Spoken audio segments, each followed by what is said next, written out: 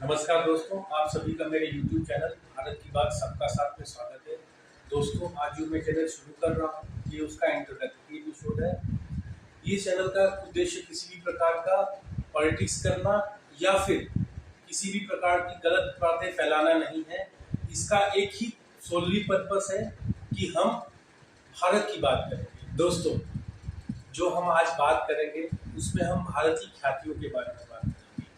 हम कहाँ थे, कहाँ हैं और हमें कहाँ तक जाना है। Means our past, our present and our future. So जैसा कि हम कहते हैं दोस्तों, वसुधैव कुटुंबकम, जो ये संस्कृत के शब्द जो मैंने आपको बोला, जिसका अर्थ होता है पूरा विश्व एक परिवार है। और आप सभी को पता ही होगा कि G20 का जो इस साल जो भारत में हुआ उसका मोटो भी वसुधैव कुटुंबकम था, अर्थात one earth, one family and one future. तो इस प्रकार की बातें ये चैनल पे होंगी। तो व्हाट इज भारत? संस्कृत का एक श्लोक है जिसका अर्थ मैं सीधा बताता हूँ आपको। वो भूभाग जो हिमालय से दक्षिण तक है और दक्षिण में समुद्र से हिमालय तक है, वो भूभाग को भारत कहते हैं। ठीक है, तो जैसा कि आपको भारत को आपने सबने सुना होगा कि हम सोने की चिड़िया कहे जाते हैं। सोने की चिड़िया हमें कोई ऐसे ही नहीं कहता था फ्रेंड्स। पूरे विश्व का की अर्थव्यवस्था का 35% जीडीपी, 30 to 35% जीडीपी था हमारा 1000वीं शताब्दी के आसपास। ये मैंने कहीं पढ़ा है और बहुत ही एक अर्थशास्त्री का मैं एक चैनल देख रहा था, उन्होंने भी इस बारे में बात करी है। तो ये मैं हवाई बातें नहीं कर रहा हूँ। 1000वीं शताब्दी के आसपास हमारी अर्थव्यवस्था पूरे विश्व की 30 से 35%। जो लिखित में जो आज हम बात करते हैं मुगलों के समय, उस समय भी हमारी अर्थव्यवस्था 24% का हिस्सा था पूरे विश्व।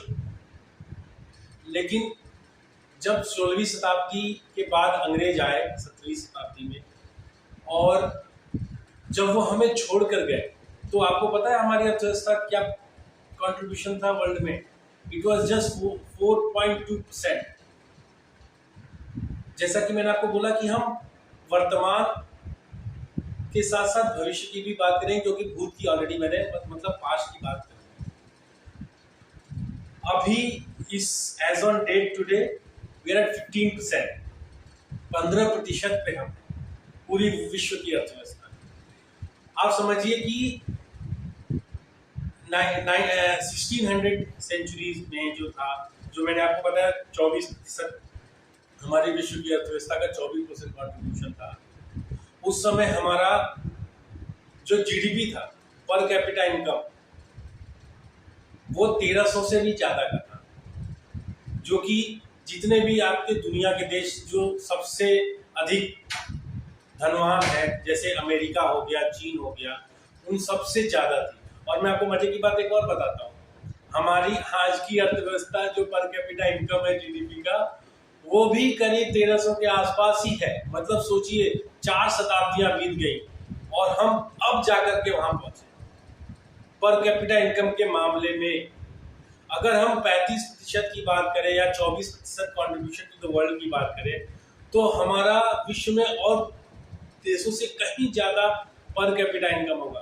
पर कैपिटा इनकम मतलब लोगों के पास जो एवरेज आउट करते हैं इसमें, जैसे कि 100 लोग किसी देश में रहते हैं, अगर पूरे देश का इनकम 100 रुपया है तो पर कैपिटा इनकम में 1 रुपया आता है। तो ये एवरेज आउट करते हैं। तो सोचिए, अगर पर कैपिटा इनकम ज्यादा का मतलब ज्यादा से ज्यादा लोग धनी, धनी का मतलब खुशहाल।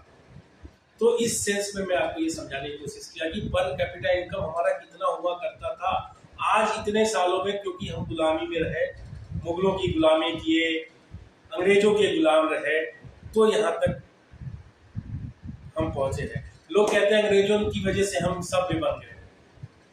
मैं आपको अपने अगले वीडियो में बताऊंगा उन्होंने हमारा क्या क्या नुकसान किया है, और हमसे ही लेके हमें वापस करके अपना क्रेडिट बनाए। तो हम इसके बारे में भी बात करेंगे। दोस्तों, जैसा कि आप जानते हैं, लोग बोलते हैं कि अंग्रेजों ने हमें शिक्षित किया है।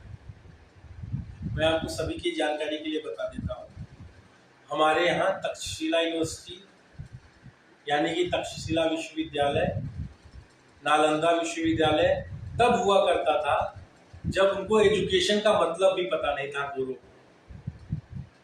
हम हर चीज के लिए गोरों का सर्टिफिकेट लेते हैं। आप किसी भी बारे में बात करिए, आप किसी भी चीज का हिंदी नाम रख दीजिए, लोग सोचेंगे कि खराब है। किसी भी चीज का अंग्रेजी नाम रख दो, लोग बोलेंगे उसकी गारंटी हो जाती है। कोई अंग्रेज किसी बात को कह देता है, वो उसकी हमारी गारंटी हो जाती है कि वो सही बोल रहा है। ये हमें इस चीज से बाहर निकलना पड़ेगा। अभी मैं आपको बताता हूँ, मैंने कुछ दिनों पहले एक मूवी देखी वैक्सीन वार। उसमें भी इसी के बारे में बताया गया। जब हमारा वैक्सीन बन रहा था दोस्तों, भारत ये पहली बार कर रहा था, आधुनिक भारत में पहली बार कर रहा था। पहले हमने इतनी सारी किए हैं, उसकी मैं बात नहीं कर रहा हूँ, वो कभी फिर करेंगे। और मैं जितनी बातें कर रहा हूँ आपको अंग्रेजों से रिलेटेड या आगे करूंगा, मैं केवल इंट्रोडक्शन दे रहा हूँ दोस्तों, क्योंकि आज ये पहला दिन है। उसके बारे में, हर एक सब्जेक्ट के बारे में हम विस्तार से चर्चा करेंगे अपने अगले वीडियोस में। सबके लिए मैं अलग अलग एक वीडियोस बनाऊंगा। लेकिन जो मैं आपको बता रहा हूँ कि हमें इंफीरियरिटी कॉम्प्लेक्स है, क्योंकि ये हमारे सिस्टम में, हमारे एजुकेशन सिस्टम में ऐसा भर दिया गया कि हम खराब है। अंग्रेजों ने क्या सोचा, इनका पहले एजुकेशन सिस्टम खराब था, उन्होंने गुरुकुल बंद करा दिया।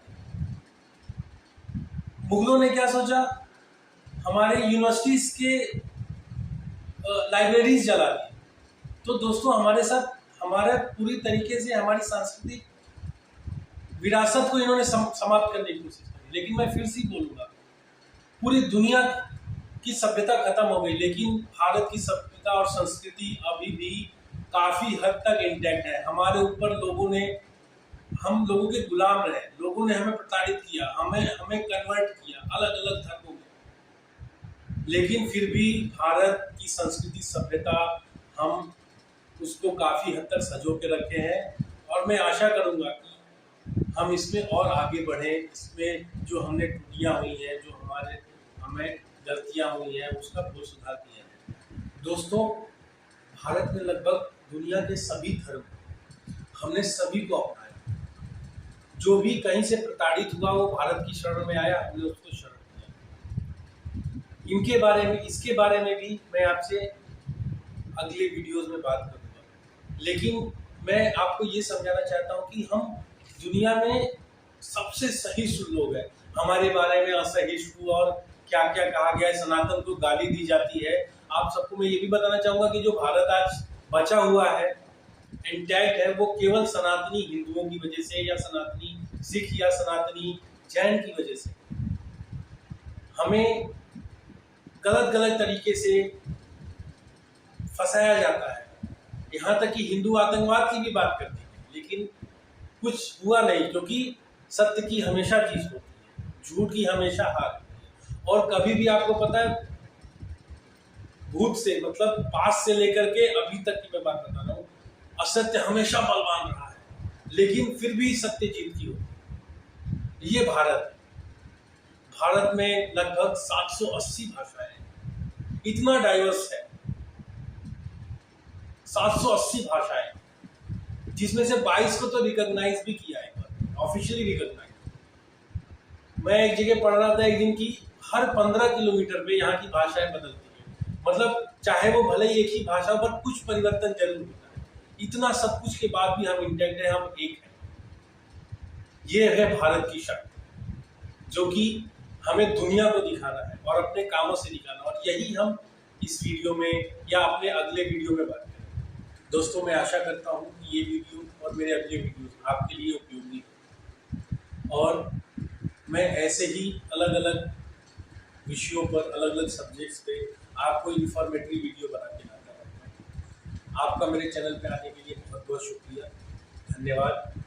मेरे चैनल को ऐसे ही देखते रहिए, प्यार करते रहिए। इस वीडियो को लाइक करिए, शेयर करिए, चैनल को सब्सक्राइब करिए। आपका बहुत बहुत धन्यवाद।